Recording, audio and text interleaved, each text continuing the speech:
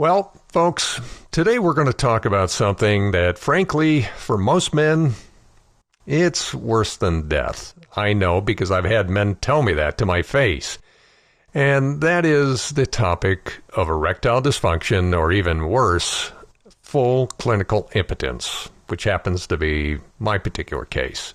So we're going to talk about why ED, at least for me, ended up being the best thing that ever happened to my intimate life.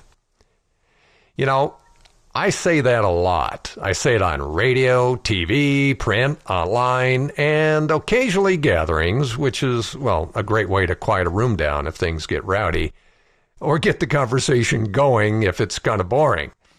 Now, if some guy had made the same claim to me just 2 years ago, I would have thought he was either insane or just messing with me. Being fully impotent, which effectively means I can't get it up to save my life, even with the little blue pill or any kind of pills, is not something most men are willing to discuss, or for that matter, even be comfortable listening to others talk about.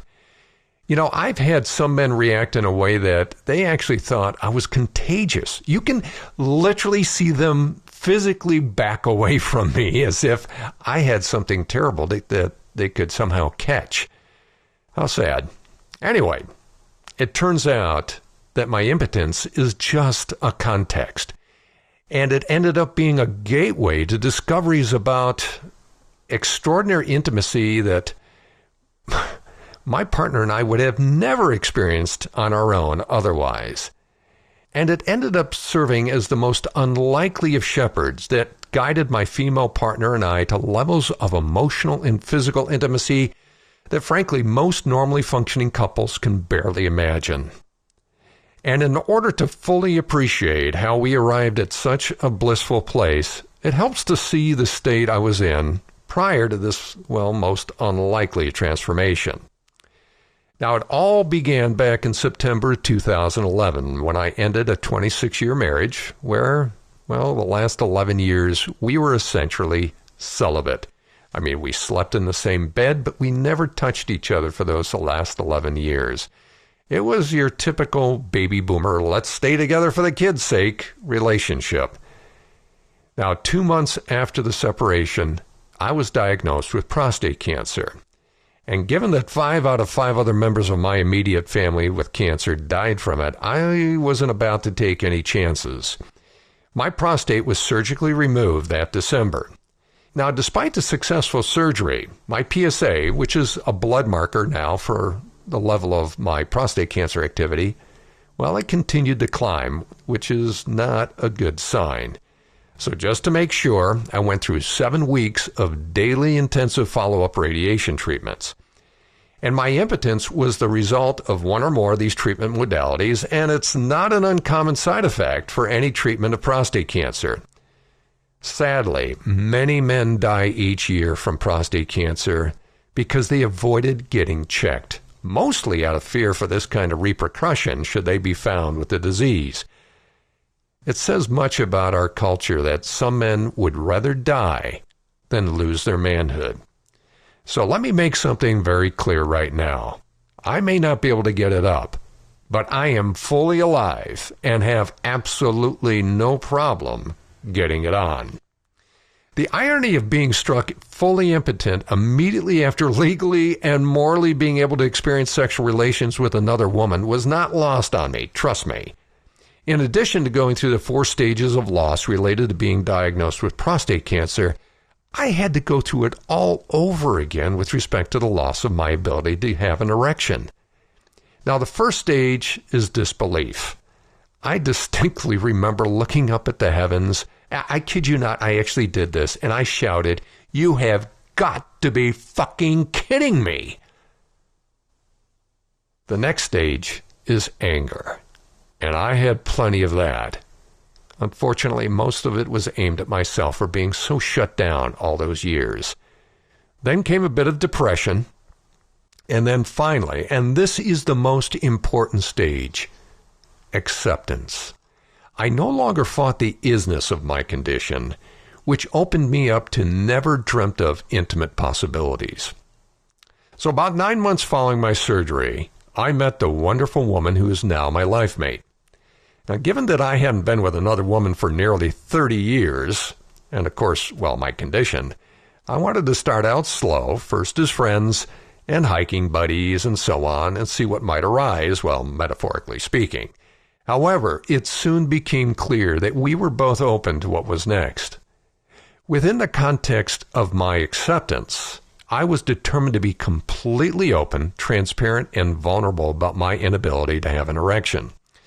So sitting on the couch one fall afternoon, looking intently into her gorgeous eyes, I explained my condition and asked, "Are you willing to explore other ways of being intimate with me?"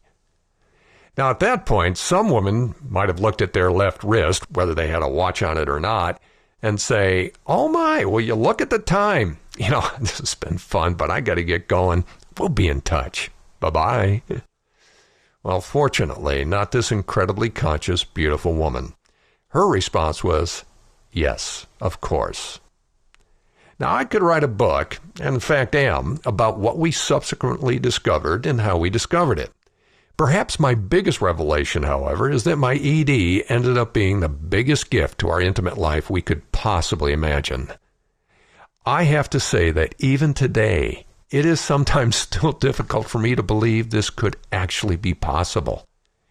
It turns out my ED gave me the opportunity to slow down as a lover and really focus on my partner instead of taking care of, well, my needs.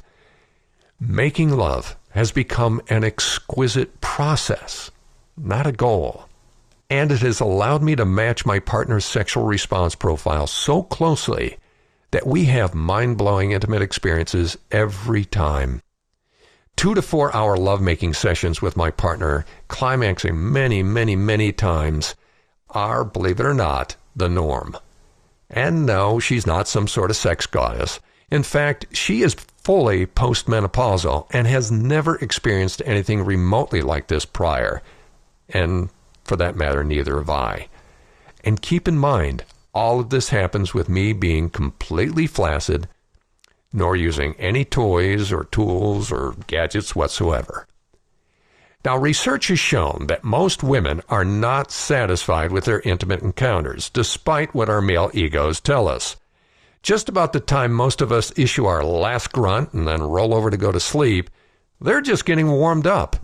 In fact, one British university study has shown that 87% of women reported using vocalizations or, moaning to boost their man's self-esteem and speed things up.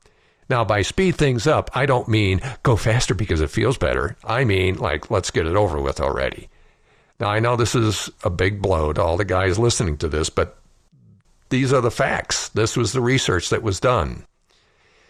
So I'm not making this up, nor am I trying to make any guy hearing this feel bad. It's just that men and women are wired very differently with respect to sexual response. It's what I call the human sexual operating system.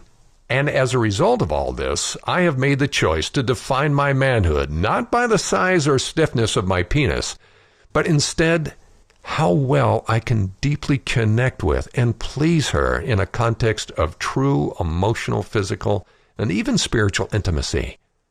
And from that perspective, it really doesn't matter to me or my partner if I ever get hard again.